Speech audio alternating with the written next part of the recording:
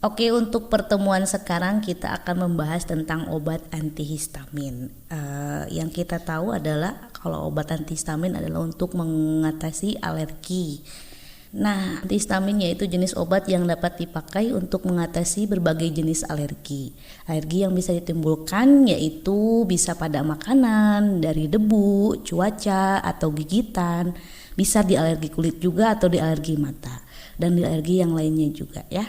Lalu obat antihistamin hanya bisa mengurangi reaksi yang ditimbulkan oleh alergi. Jadi obat antihistamin tidak bisa untuk menyembuhkan suatu penyakit alergi, tetapi hanya untuk mengurangi reaksi alergi yang ditimbulkan pada tubuh kita. Oke, next untuk cara kerja antihistamin.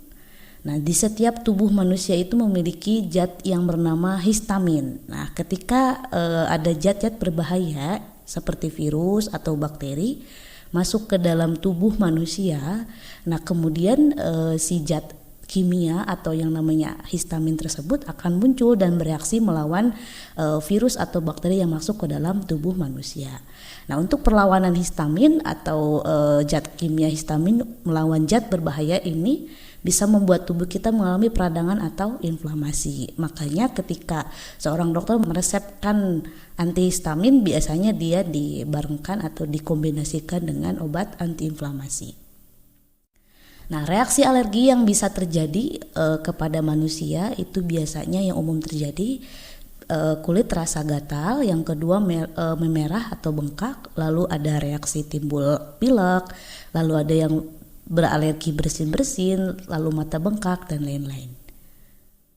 Nah, jika mengalami alergi tersebut berarti segera harus meminum obat antihistamin. Nah, selanjutnya obat antihistamin bisa menghentikan histamin atau zat kimia dalam tubuh kita dalam mempengaruhi sel tubuh untuk mengeluarkan reaksi alergi tersebut. Nah, lalu ketika kita meminum obat antihistamin, obat antihistamin tersebut akan bekerja dalam waktu setengah jam ketika kita meminum, dan efektivitas kedepannya hanya berkisar 1-2 jam. Jadi kalau kita mengkonsumsi obat antihistamin saat ini, nah setengah jam kemudian baru akan merasakan yang namanya efek atau pengurangan dari suatu alergi. Nah, ketika sudah meminum obat tersebut, jangka waktu kedepannya hanya berkisar 1-2 jam dalam waktu mengkonsumsi. Jadi setelah dari 2 jam atau lebih dari 2 jam, efek dari suatu antihistamin yang kita minum itu akan menghilang.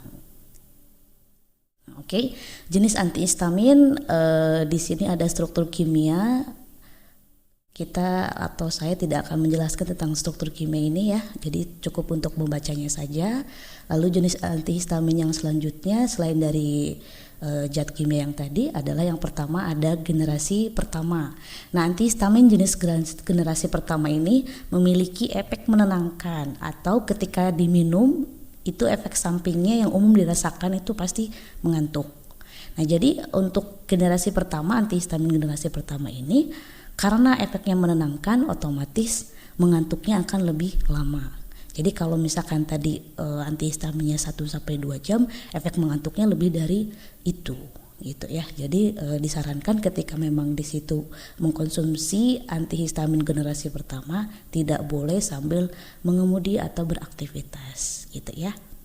Nah, untuk jenis antihistamin yang kedua itu adalah di generasi kedua.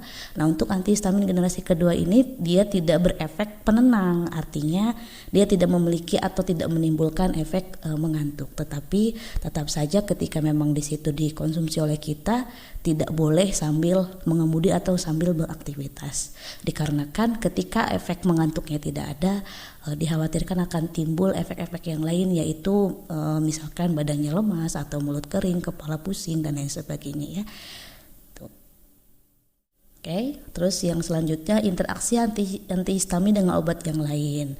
Nah, di sini kita bisa baca ya, jika interaksi antihistamin dengan penyakit-penyakit yang lain itu akan berakibat apa. Nah, di sini saya sudah tuliskan, kemungkinan ini sudah jelas tulisannya. Silakan untuk dibaca gitu ya. Nanti ketika di sini interaksi antihistamin misalkan dengan antidepresan berinteraksi dengan antihistamin akan mempengaruhi atau memperparah efek mengantuknya. Ketika misalkan kita meminum obat antihistamin, misalkan hanya satu atau tunggal antihistamin saja, lalu dia mengantuknya misalkan efeknya cuma 3 jam atau 4 jam. Nah, ketika diminumkan atau dikombinasikan dengan obat antidepresan itu mengantuk efeknya bisa hampir 8 jam gitu, dan bisa mungkin bisa seharian tidur ya. Terus yang selanjutnya kontraindikasi. Kontraindikasi di sini adalah obat atau tidak boleh diberikan pada penderita siapa kira-kira gitu ya. Nah, di sini ada kontraindikasi. Yang pertama ada di ibu hamil dan menyusui. Nah, ibu hamil dan menyusui itu tidak boleh diberikan antihistamin gitu ya. Nah, untuk yang kedua penderita epilepsi juga tidak boleh diberikan antihistamin. Lalu yang ketiga ada penderita penyakit hati, itu juga sama, tidak boleh diberikan antihistamin. Karena apa? Semuanya yang kalau misalkan di situ memang tidak boleh diberikan, tidak boleh gitu, kecuali sesuai dengan anjuran yang dokter kasih gitu ya. Terus selanjutnya ada antihistamin tidak direkomendasikan untuk penderita. Artinya tidak direkomendasikan ini berarti si dokter pun tidak boleh meresepkan antihistamin pada penderita tersebut gitu. Kita lihat ya di sini untuk penderita siapa aja. Nah, yang pertama ada diabetes, orang yang memiliki gula darah tinggi ya, dengan asma, lalu epilepsi, gangguan ginjal, penyakit jantung, penyakit hati, dan hipertensi. Nah, kemudian dari beberapa penyakit ini tidak boleh sama sekali antihistamin diberikan pada penderitanya. Karena apa? Nah, karena ketika antihistamin diberikan pada penyakit ini, itu akan memperburuk keadaan mereka gitu kan, memperburuk keadaan mereka. Artinya jika penderita asma, nah kalau misal asma itu kan kambuhnya misalkan dari debu, dia menghirup debu tiba-tiba jadi asma. Nah, kalau misalkan dia tidak menghirup debu tapi dia merasa baik-baik saja, lalu dia ngerasa gatal, lalu dia dikasih antihistamin. Nah, yang tadinya dia baik-baik saja tidak asma, kemudian dikasih obat antihistamin gitu kan karena dia merasakan gatal, nah itu akan menimbulkan asma atau sesak nafas. Bahkan sesak nafasnya bisa lebih dari yang dia ketika mengalami alergi karena debu gitu ya. Jadi jangan sampai antihistamin ini tidak boleh direkomendasikan untuk penderita yang ini. Ya, kecuali misalkan kata dokter boleh, mungkin baru kita memberikannya gitu. Nah, lalu yang selanjutnya obat antihistamin tersedia dalam bentuk resep dan bisa juga dijual bebas. Artinya antihistamin itu sama kayak obat keras ya, jadi tidak boleh sembarangan. Kalaupun misalkan dibeli tanpa resep dokter, mungkin itu hanya generasi yang kedua gitu. Terus selain dalam bentuk tablet, antihistamin juga dikemas dalam bentuk kapsul, cair, obat tetes mata, dan semprot pada hidung. Jadi tidak ada antihistamin yang berupa injeksi ya.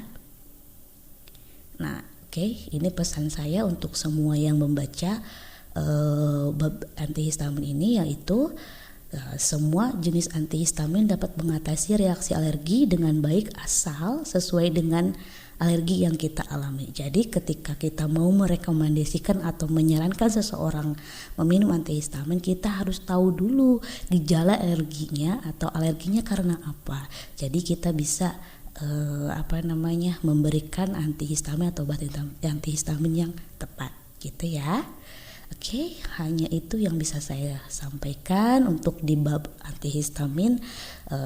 Selebihnya atau kurangnya saya mohon maaf. Jika ada pertanyaan silahkan untuk di chat aja ya untuk selanjutnya. Oke, assalamualaikum.